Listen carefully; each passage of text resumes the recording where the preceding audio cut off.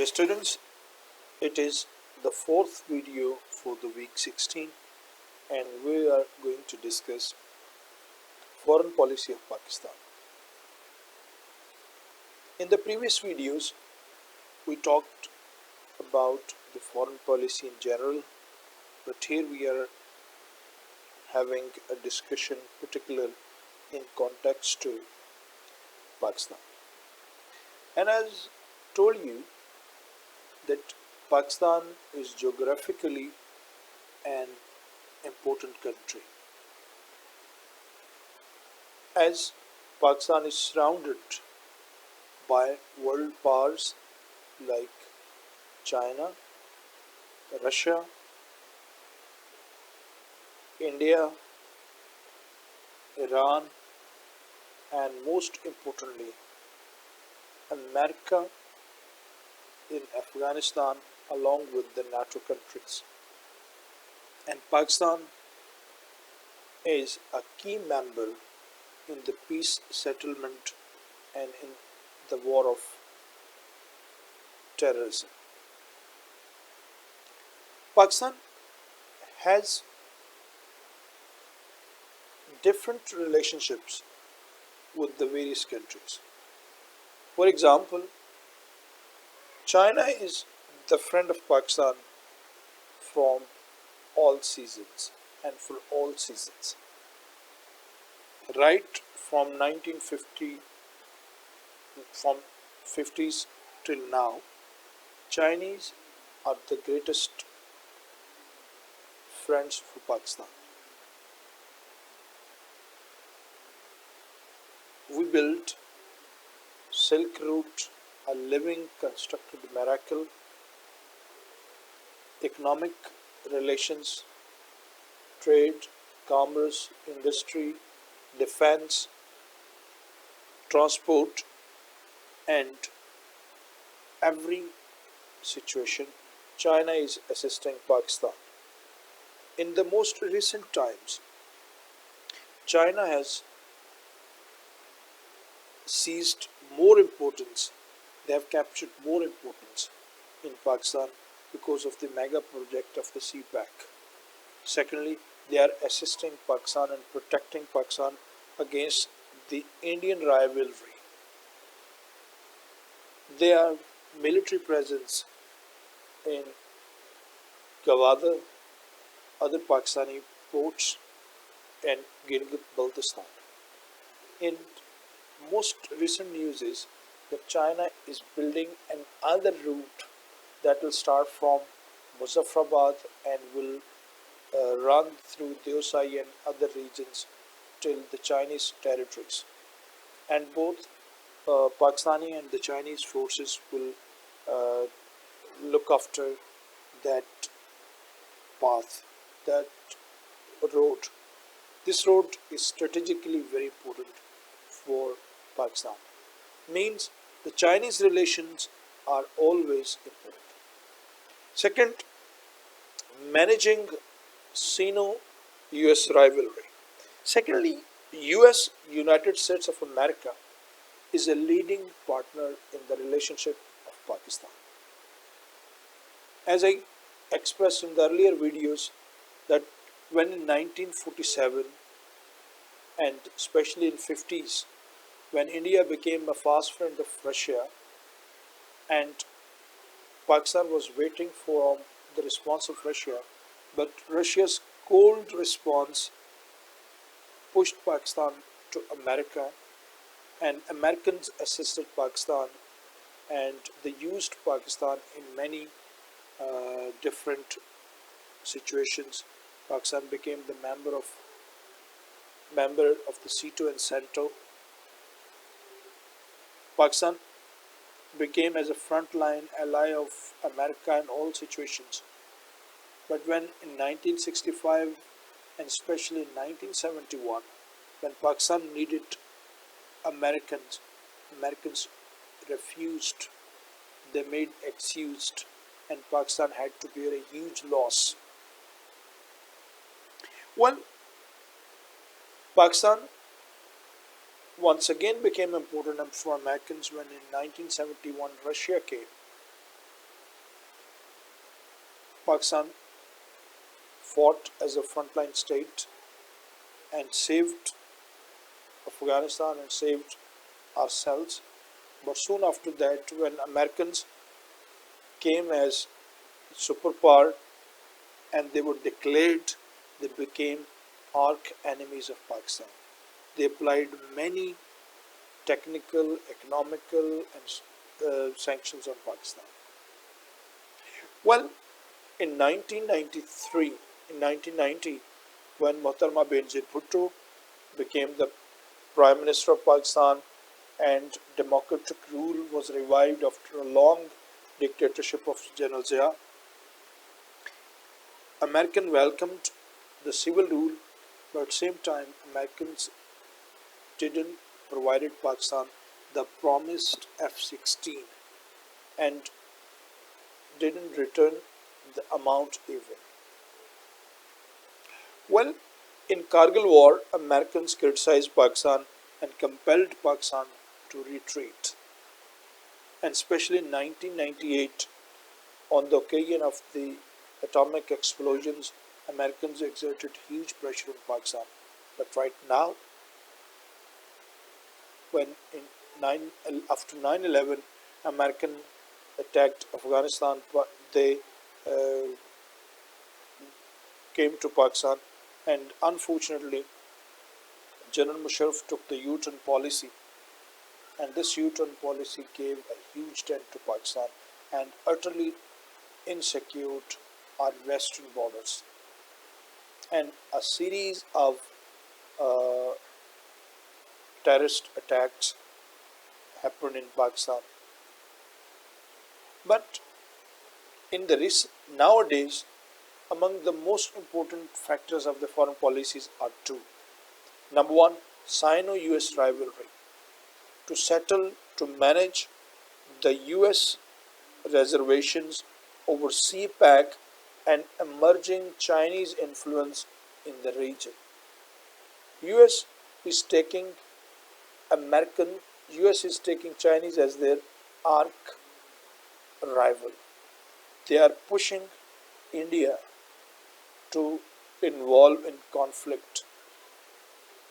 They are trying to curtail China in the Chinese oceans.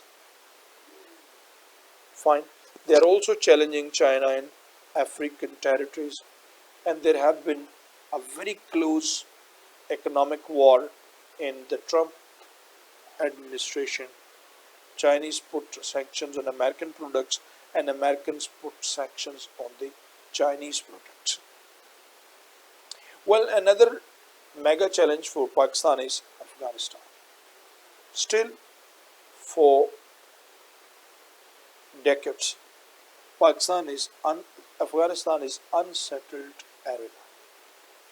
Firstly, it was unsettled by Russia, then Taliban constructed it.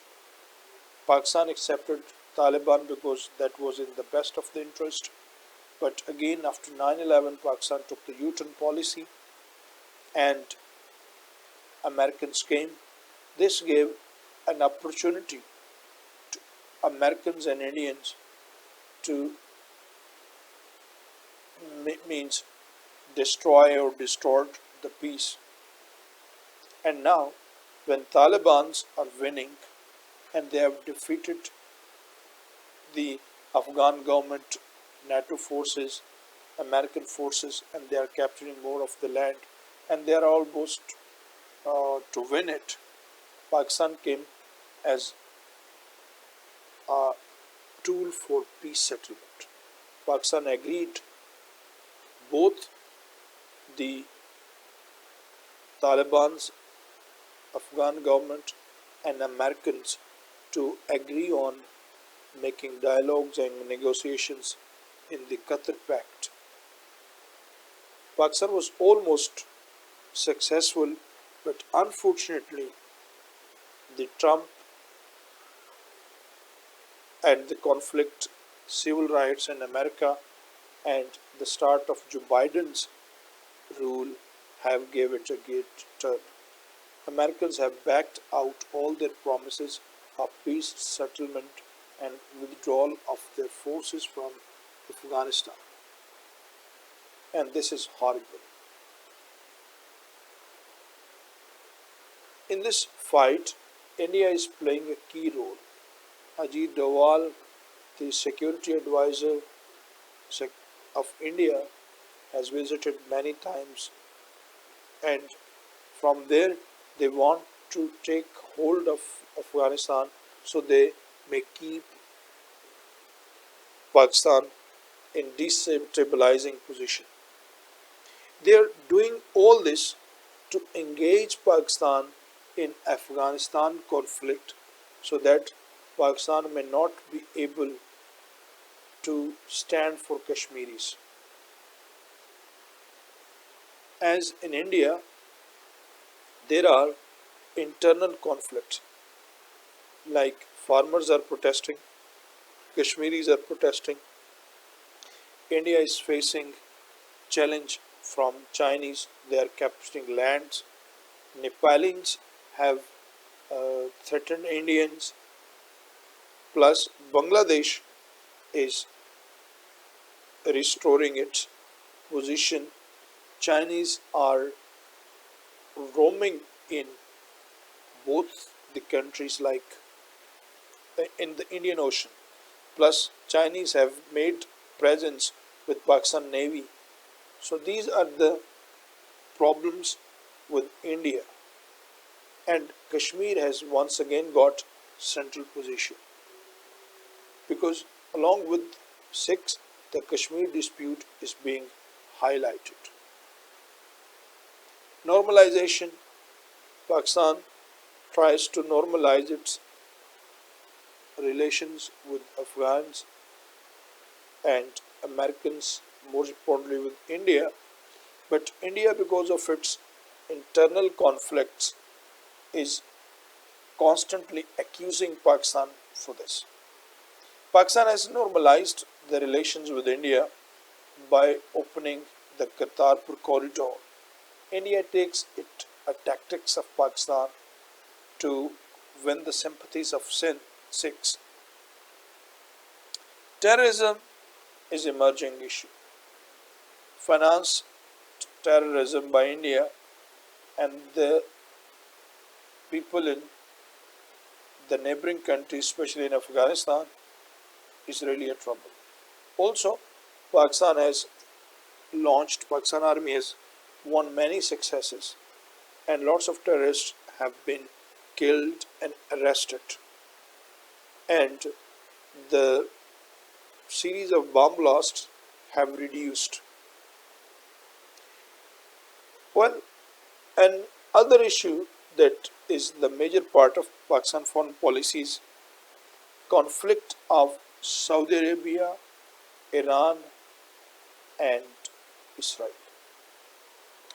Saudi Arabia, a long-lasting friend of Pakistan and had helped Pakistan throughout, and Pakistanis loved Saudi Arabians a lot because of Makkatul Mukarramah and Madinatul Munawwarah. Pakistan trained Saudi army and Pakistan has a good presence in Saudi defense. Yet, since King Abdullah has came and Saudians are more inclined towards West, especially they are sustaining the relation with Israel, is all due to Iran. Because Iran on the other end is exerting pressure on Saudi Arabia from oil war, from conspiracy wars and from the Yemens. Thereby, Saudis now are accepting Israel as compared to accepting Iran. But Pakistan is the sandwich in the both. Saudis want that Pakistan should not enter into any lasting relations with Iran. And Iranians also want that Pakistan should keep away from Saudi Arabia, and this is really a hostility. Why? Because the ethnic composition in Pakistan is different. Here are the Shia Muslims and here are the Sunni Muslims. Sunnis mostly have sympathies for Saudi Arabia, whereas the Shia Muslims have the sympathies for Iran. And these are the very delicate points for the Pakistani youth, because having been emotional, having the feelings of revolution, having the pure sentiments to help out and love for jihad, they people easily tricked into these people, and later on there happens different kind of ethnic conflicts, often the armed conflicts. Most unfortunate is that these young people became a toy in hands of the state enemies, and they train them and stand them against the uh, own state. Normally, in bomb blast, it has been observed that these people have been brainwashed by this. One another challenge for the Pakistani foreign policy is Islamic world. Islamic world, with every day passing, is facing complicated situation. Since Rajab Tayyip Erdogan is developing influence in Syria, Libya, and Lebanon, plus African countries, this is a complexity for Americans and Israelis, because the developing relation of Pakistan and Iran, Pakistan and Turkey are involving into the international arena.